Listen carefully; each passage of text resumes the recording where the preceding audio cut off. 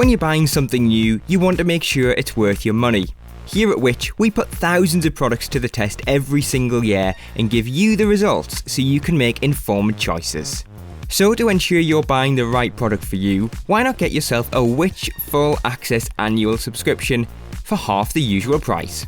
Right now you can get 50% off the usual price for a Which Full Access subscription, which gives you access to all of our product reviews, as well as access to the Ask Which service, where you can chat to us online for personalised one-to-one buying advice on any product we've tested. Not only that, but you'll also be able to use the Which app, and you'll get the Which magazine delivered direct to your door every month. So, to get a Which Full Access annual subscription for just £49.50, just head to join.which.co.uk.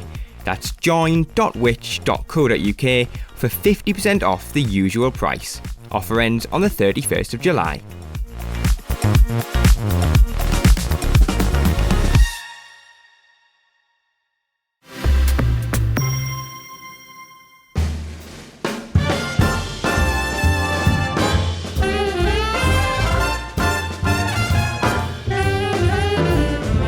This week, we're walking the red carpet for an awards ceremony with a difference. Because trust us, these are the awards you really don't want to win.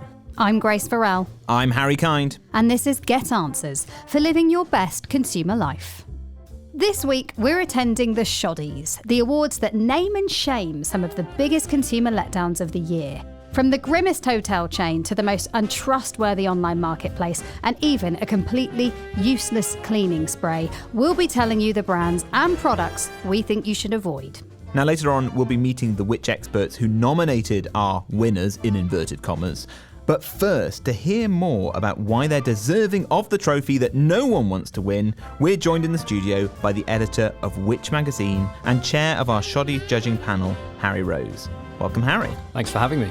Now, the Shoddies, what are they? How long have these been going? So it's year 2 of the Shoddies, and I'd like to think it's very much not the difficult second album. The Shoddies are bigger and brasher and stronger than ever, so yeah. And what is the point of the Shoddies? So I think when we started them last year, we're really well known for recommending things, products, services. We have recommended providers, best buys, probably best known for that stuff. But I think for me, for those things to really mean something to our members, to readers, to consumers, for them to be credible, we have to be prepared to shout and point and warn about the very worst things as well, because our testing uncovers those. We've had don't buy products for many years.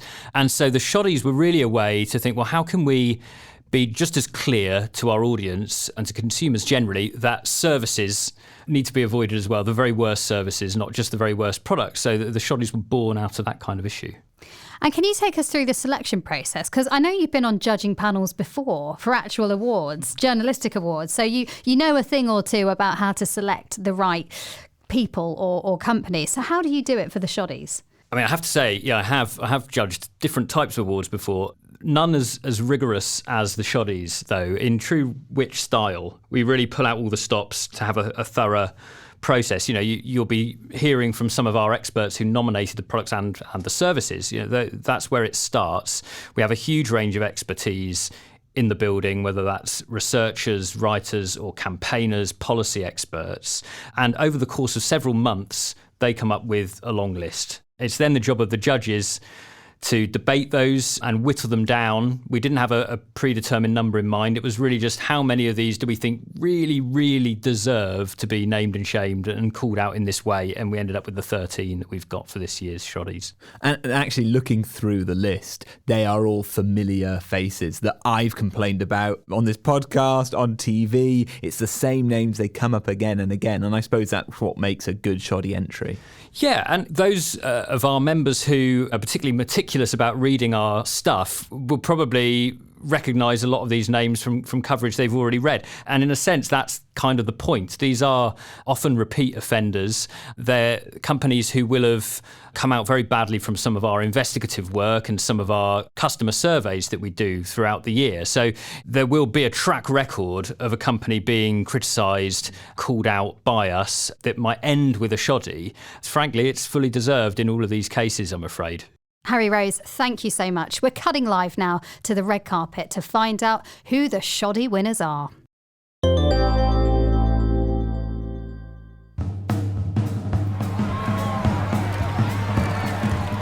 You're joining me now on the kind of beige, greeny, stained carpet, rather than the red carpet of the Shoddies, with, I suppose, the host, very much the kind of the Billy Crystal, the Jimmy Kimmel of the Shoddies, Joe Rhodes. Joe, thank you for joining us. You basically pulled together the Shoddies this year, is that right? That's right, yes. We're really looking for the companies or the products that have made consumers' lives more difficult this year, whether that's terrible customer service or faulty products or even unsafe at times. So there's a real mixed bag this year.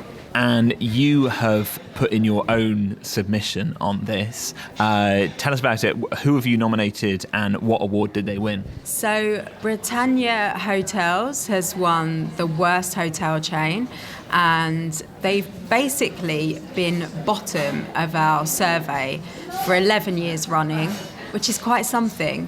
So we thought we'd recognise that this year, that achievement, with a Shoddy Award. What is it that makes Britannia so unpopular with our readers, but also in our experience as Which? So I've had the pleasure to visit a few myself, and you often find them in really lovely, grand, historic buildings. They really had a great reputation back in the day, and they're in really great locations as well. Sadly, it's showing signs of neglect once you step inside, and the quality of its bedrooms and bathrooms in particular have scored really poorly.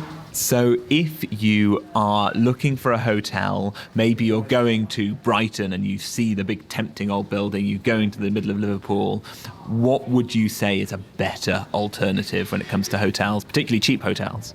Well, you won't pay that much more for a Premier Inn, which is a Which recommended provider, spotless rooms and famously comfy beds. So I would suggest that is a much better option.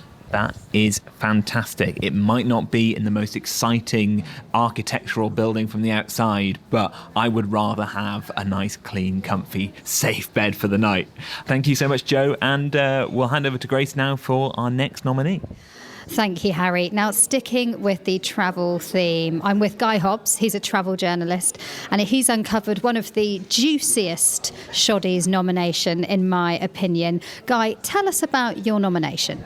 So I've nominated Gold Car, who are a big European car rental company. They operate all across Europe, but they started off in Spain.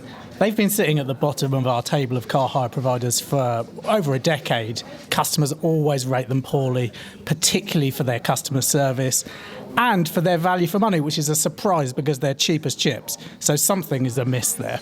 And this isn't the first time we've called them out, is it? No, not at all. As I say, they've been at the bottom of the table for 10 years, and we actually went and investigated them back in 2019 for their pressure selling tactics. You would turn up, there's always a massive queue. You're tired after the flight, you've got your kids in tow, you're laden down with luggage. All you want to do is get in the pool, get the car, go to the hotel, get in the pool. That is when they know they've got you. You're vulnerable, and they try and pressure sell you this extra insurance, which you don't necessarily need. Usually you don't need it at all, and they'll try every trick in the book to get you to buy that insurance. They promised us they would make some changes, they'd retrain their staff, and when we went back this year, we caught exactly the same problems on camera again. I've definitely been there. I've been there with the kids. You're knackered, everyone's crying, and you're just not thinking straight at the car hire desk, are you? Which is why it's so important to use a trusted brand. So who would you recommend? So we always recommend using a trusted broker like Zest Car Rental.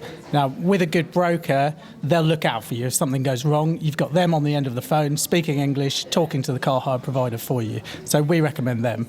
And we would say, buy your insurance in advance. So you know what you're buying, it's much cheaper, it's much more comprehensive, and just stand firm if you do find yourself with a car hire company that's pushing you insurance.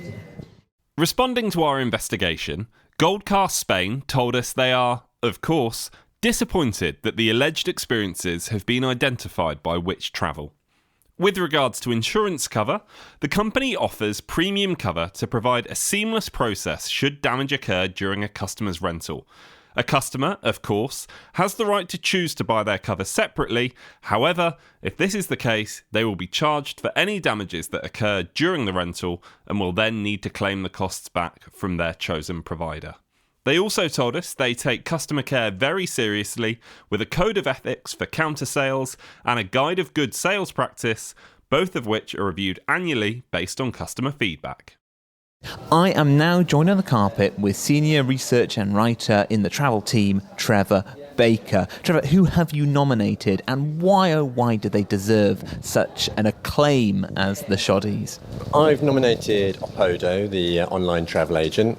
And so if we're talking about online travel agents, that's if you've gone through a comparison website and you can see you can directly buy a flight with Ryanair, or you can buy it through a third party, is that right? Yeah, that's right. So you'll often see lots of different names, frequently ones that you've never heard of. And one of the most famous ones is Opodo or eDreams, which is the other website that they have. And yeah, they are, I think, one of the worst travel companies that we write about. And what do they do in particular that really makes them stand out among all of these online travel agents? Well, the first thing to say is that in our annual survey of flight booking sites, they got 28%, which is, I think, one of the lowest customer scores I've ever seen. That is quite incredible, because normally they are, we see 50s and 60s at the bottom, and, the best are a lot higher than that. But in the 20s, that's awful. 28% and 1 star for customer service. There's no point going through an online travel agent just to book a flight. It's a different matter if you're booking a package holiday, that's a completely separate issue. But if you're just booking a flight, all you're doing by booking through an online travel agent is adding another layer of admin. Because you might well see on a price comparison website that Opodo is the cheapest place to buy a flight sometimes, but you're saying that isn't the full picture. Exactly. You might see it's £5 cheaper to book through eDreams or Opodo, and you think, oh, that seems like a good deal, but then you go to book your luggage and you're suddenly paying £20 more than you would have been otherwise. So it's a no-brainer not to use them, really. And on customer service, why is customer service important with an online travel agent? What could possibly go wrong? Well, I think the issue is that if anything does go wrong with your flight, if you need to change something, what you'd normally do is contact the airline, and that's bad enough. The airlines aren't great at customer service either a lot of the time. But if you're going through the travel agent, you can be in a situation where it's not clear who's responsible. So it might be legally that the airline's responsible. The airline is saying, no, you've got to talk to the travel agent because you booked through them. The travel agent's saying, well, it's not our legal responsibility. So it's very difficult to kind of make sure that you're speaking to the right person and that you're getting through to the people that you need to. What should people do instead of using an online travel agent? It's a simple answer, just book direct with the airline. Yeah, don't use an online travel agent if all you're doing is booking a flight. Simple as. Thank you so much, Trevor. Thank you. Opodo says its customers clearly value the service it offers and see the benefits online travel agents provide. And 90% of the customers it surveys are happy with its service. Right, let's move on to our next nomination. I'm with Claire Webb. She's an investigative researcher. Now, this one's a little bit different, as it isn't a specific brand, nor is it a product that you'd find in the shops. Claire, what have you nominated for the Shoddies? I've nominated train ticket machines. So the ticket machines that you find in train stations. And what have they done that's so bad? Well, we found that the train tickets that you can buy from ticket machines are often a lot more expensive than the tickets that you can buy online. So we think they're a rip-off. So tell me about how you found this out. What did the research entail? So we sent mystery shoppers to 15 train stations. Each of those train stations was managed by a different train operator, and they're also responsible for the ticket machines. And we asked our mystery shoppers to use their station's ticket machine to look at the price of 3 journeys. And at the same time as they were at the station, we checked the price for those journeys online. We checked the price on trainline.com, which is the UK's biggest ticket site. And what we found was that the train fares available online were cheaper around 3/4 of the time. And there were some huge price differences. So to give you just one example, a one-way fare from Northampton to Cardiff was £107 from a ticket machine. And online, you could get that journey for just £43. That's a price difference of £64. And for same-day tickets in general, they were 52% more expensive at the ticket machines than if you looked online. Gosh, that is a really stark difference, isn't it? So I guess it pays to be prepared and buy your tickets online rather than leaving it to doing it with the machine, right? Yeah. So one of the main reasons that the ticket machines that we tested were often more expensive is because most of them didn't sell advance tickets. Now, advance tickets are the cheapest kind of ticket you can buy. They're non-flexible, and you can book them in advance, so that they're also sometimes available on the day of travel. You can buy those advance tickets from any train operator's website without paying a booking fee. The other reason that the ticket machines were often more expensive is because ticket machines don't sell split tickets, and nor do train operators' websites. So when I'm planning a train trip, I'll also check if I can get a split ticket for that journey. Now, a split ticket is when you buy 2 or more tickets instead of buying a single ticket, and it works out cheaper. So there's no difference to your journey. You just have multiple tickets. So, for example, I've just booked a split ticket from London to York. So instead of getting a single advance fare from London to York, I've got a advance single from London to Newark Castle, and then another advance from Newark Castle to York. I don't need to get off the train at Newark Castle. The only rule is that the train needs to stop at the stations. And you'll find a lot of third-party ticket sites, such as Trainline or Train Split, they'll do this for you automatically. You don't need to kind of spend a lot of time like looking at prices for different journeys. You can just put in your journey and it'll tell you if a split ticket is available and what the saving is. It's perfectly legal. It's just one of the quirks of our very complicated ticketing system. So those are the 2 things to look for: advance tickets and split tickets. Those are things that unfortunately you won't find at most train station ticket machines. Those naughty train ticket machines. Well, it sounds like a no-brainer. Thank you so much, Claire. Now, the Shoddies aren't just for travel and transport. We've identified dodgy companies in all areas of consumerism. Harry, who have we got next?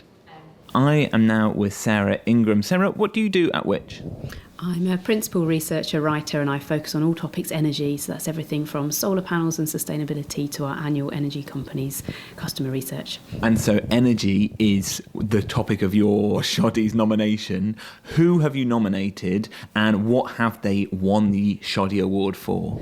I have nominated Scottish Power for the Most Unhelpful Energy Company Award. And is that a crowded field of unhelpful energy companies, would you say?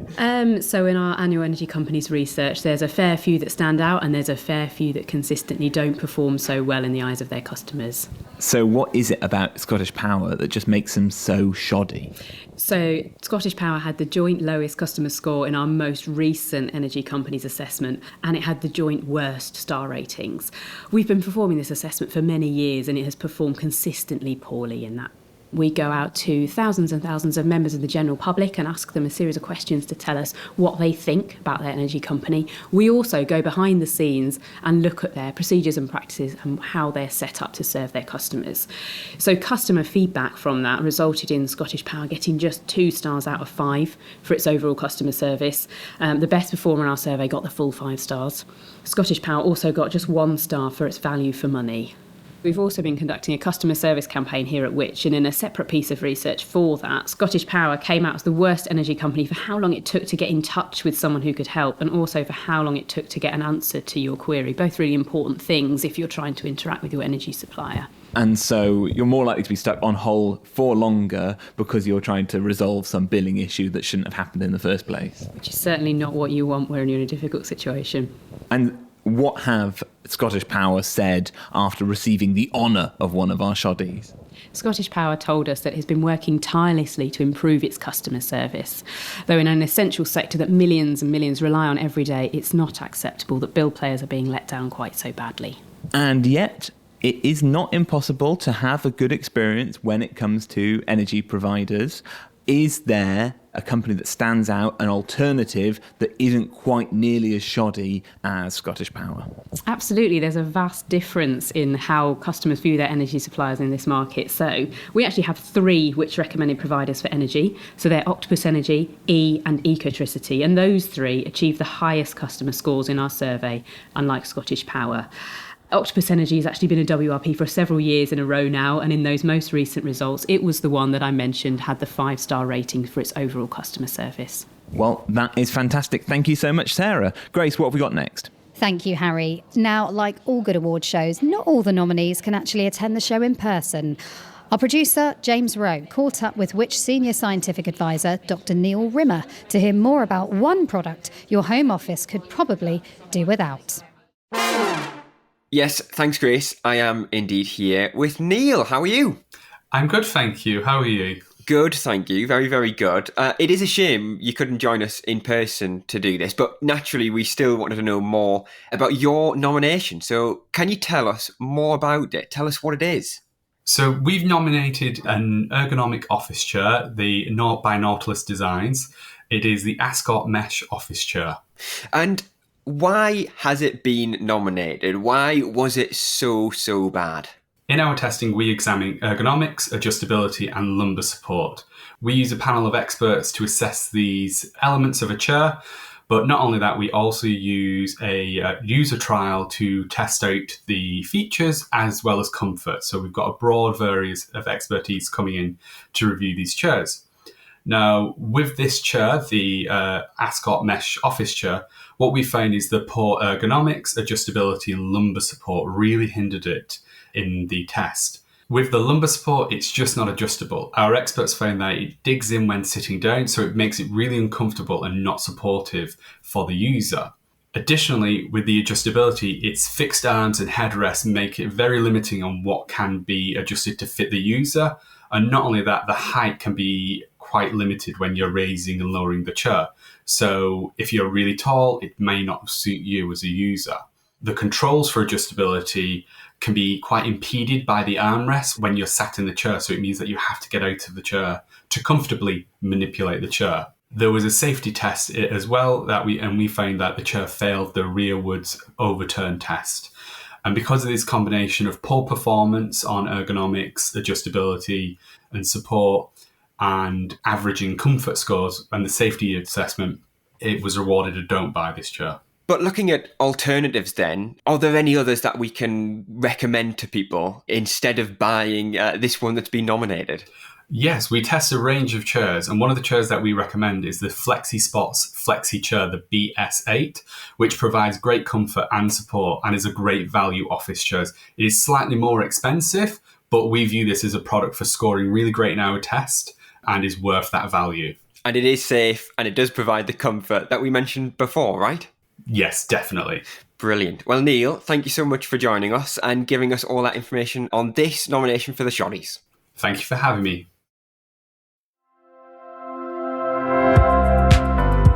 If you're enjoying this Which podcast, then you might also be interested in listening to other podcasts that we have to offer, like Which Shorts. Which Short is our weekly podcast that brings you a flavour of what the Which magazine has to offer, as well as our dedicated travel, gardening and tech magazines too. Each week we handpick a review, investigation or feature that was printed in one of our magazines and written by one of our award-winning writers. We then bring it to life on the podcast. So to get a taster of what Which members get in our suite of magazines, be sure to listen to Which Shorts wherever you get your podcasts.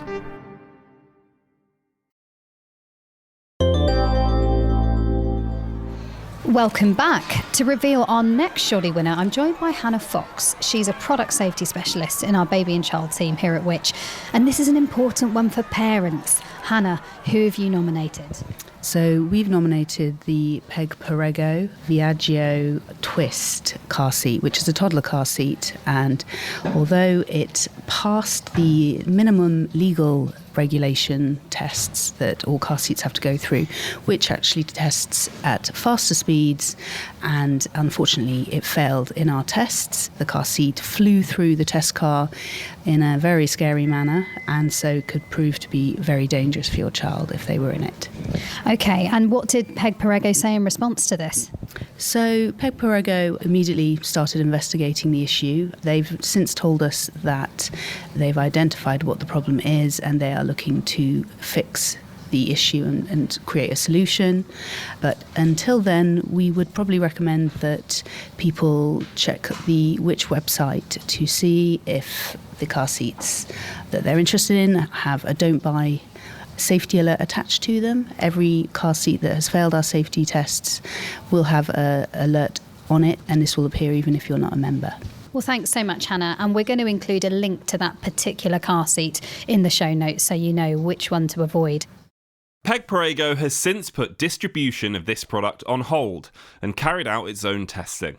It confirmed the VRGO twist needs to be modified and told Which that it will soon be providing a new and improved car seat to customers. Well, with the Oscars, it's not all Best Actor, Best Actress, Best Picture or Director. There are also those films behind the scenes for Best Makeup, Best Costume, Best Sound Editing. And here we got Fran to talk about an award for the most useless cleaning product. What was this product and why did you nominate it? Yep, so it was the M&S Italian Lemon and Ginger Kitchen Cleaning Spray. So across the 3 cleaning spray categories, it was the worst one we tested. It was not good at cleaning away grease around your hob. It was not good at cleaning around sort of burnt on stains where, your hob, where it's got hot, it's burnt stuff on.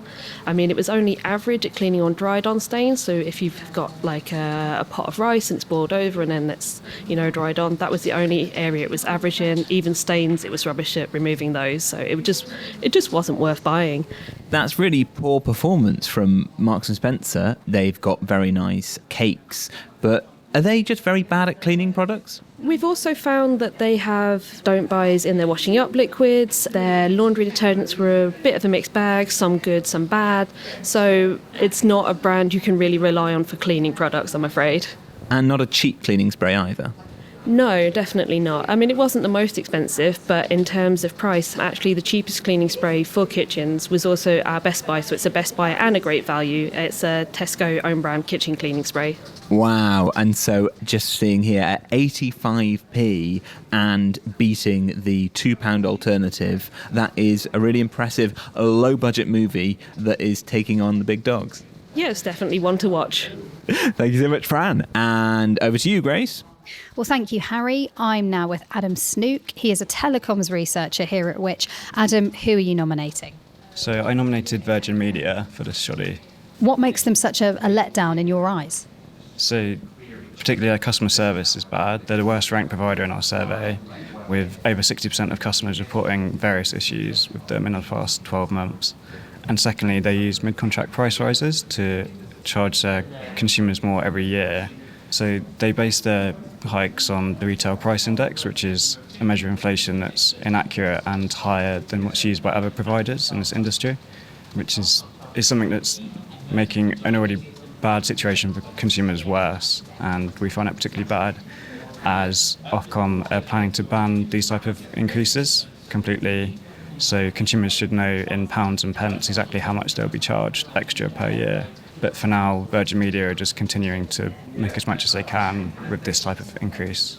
So what you're saying is that if you're signed up to Virgin Media, you could be met with a price increase kind of midway through your contract, which is higher than it needs to be if you were with another provider, say.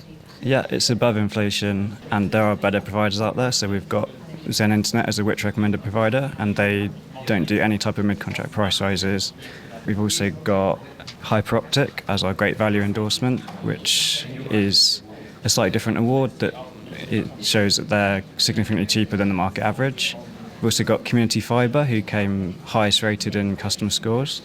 So there are lots of good options out there. Brilliant. Well, thank you so much. It's really useful advice. Virgin Media told us these contract terms are widely used in the industry and that it is transparent about price rises. Now I am with Faye. Faye, what do you do here at Which?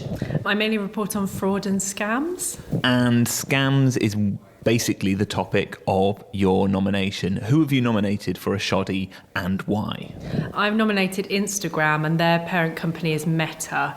And the reason I've done that this year is because we had a Instagram profile scamming lots of people, was impersonating legitimate companies, and Meta didn't take it down for a really long time. I mean, quite a small minor company here that's getting our Shoddy Award. Literally a company that I should imagine pretty much everyone listening to this uses in some way or another, whether it's WhatsApp, whether it's Instagram, whether it's Facebook. Why are they shoddy? What are they failing to do when it comes to scams? So there's a really big problem with both paid for and not paid for scam content on all social media platforms, really. But this particular case was so egregious and took so long to sort out. That's why I've nominated Meta on this occasion. And so take us through what this scam was and what Meta didn't do to fix it. Sure. So I was first made aware of this in November last year. So somebody got in touch to say that they'd fallen for a bogus car leasing deal for an Audi that they'd spotted on Instagram being advertised by a particular profile. And they'd paid for it and arranged delivery, and it had never arrived. And then they couldn't get hold of the company anymore. Once I started looking into this particular Instagram profile, I found that they were actually impersonating a genuine registered UK company that had nothing to do with the scam. And once you started to look, the clues were quite obvious. So the Instagram profile linked to a website, which was purportedly the website of this company. It'd stolen the company number of the genuine firm, but there were clues. So it had a picture of what was meant to be kind of the company director, but actually, if you did a reverse image search, it was, I think it was a Republican Pennsylvanian politician from the US. So it wasn't too hard to see that it was a scam. And so basically someone completely cloned an entire company and then was using Meta to defraud people. What did Meta do about it when you told them, and what should they have done about it in the first place? So even before I got involved, the genuine owner of the company that was being cloned or impersonated had been trying to get this profile taken down so that it couldn't dupe anyone else. That company owner had been, receiving contact from fraud victims for a while, and they hadn't had any success. And when I got in contact with them, I tried again. I spoke to Meta again and said, look, this is clearly a fraudulent profile. Here's the genuine director. He can send you his share certificates, etc., to prove ownership. And not only did the profile not go down, wasn't permanently deleted by Meta, but then it kind of rebranded itself to impersonate a different, separate, also legitimate UK company. And so the cycle started again. That's shocking that they'd go, oh, no, I'm not actually this company, I'm a whole other different one, and Meta didn't get to the heart of this single person who is using their platform just for their own ends. Yes, so one of the strangest things about it was that kind of on the About This profile section on Instagram, you could see that since the profile had been set up some months earlier, it had like 5 or 6 different name changes, which in itself should sort of raise alarm bells. But yes, it wasn't taken down, and then it was able to rebrand as another innocent UK company. And so then that UK company director had an ordeal on their hands as well. So purely shoddy from Meta. What would we like to see happen in the future with this kind of thing? We want to see scam content of all types, whether it's paid for, whether it's not paid for, advertising taken down, and accounts which are clearly impersonating, genuine entities, UK companies, should be removed, judiciously, quickly. And I think ultimately we'd like to see a lot more data sharing between government branches like Companies House and online platforms, so that they can sort of cross-reference data to check whether things are fraudulent or not. With a lot of these shoddies, we've been saying, don't use this energy provider, use that one. Don't book with this airline, book with another one. When it comes to Meta, what are your options and how can you avoid being treated shoddily? I think you just have to be really careful and apply kind of fraud prevention advice to everything you do. These social media platforms are massive, and most people are going to want to carry on using them. You have to just be really, really careful. Have to try and do your homework. If you're at all unsure about somebody advertising to you or promoting a deal or selling you something on Meta, just don't do it. Gosh, it's like being stuck in a film which has got the Golden Raspberry Award, but there's no way of leaving the cinema. You're like locked in the room, and really, unless you want to abandon all of your friends, you've got to wait until the bloody conclusion of the thing. Yeah, it's not great. It's not great. It's just a case of being careful, and if you are at all unsure, don't hand over your money, don't hand over your details. Thanks so much, Faye. Meta say their platforms have processes in place to both protect accounts from being hacked in the first place, including two-factor authentication, and to return them to their rightful owners if they do get hacked.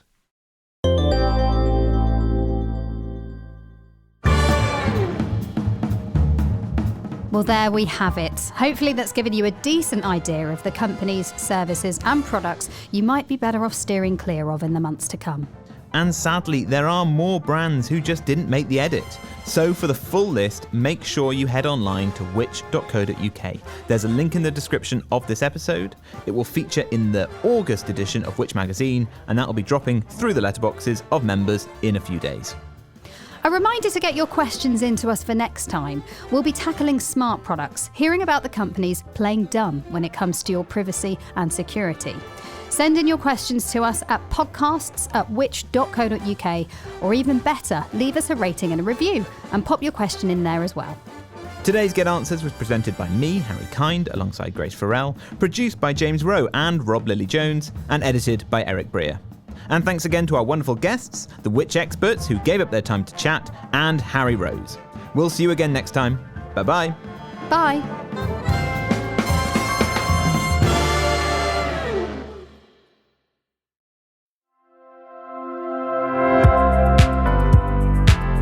Hi, Lucia here from the Which Money podcast, alongside our weekly episodes where we give you all the best advice on how to make the most of your money. We've launched Money Shorts. Each fortnight we bring you a taster of the Which Money magazine with hand-selected reviews, investigations and features by our award-winning writers brought to life on the podcast.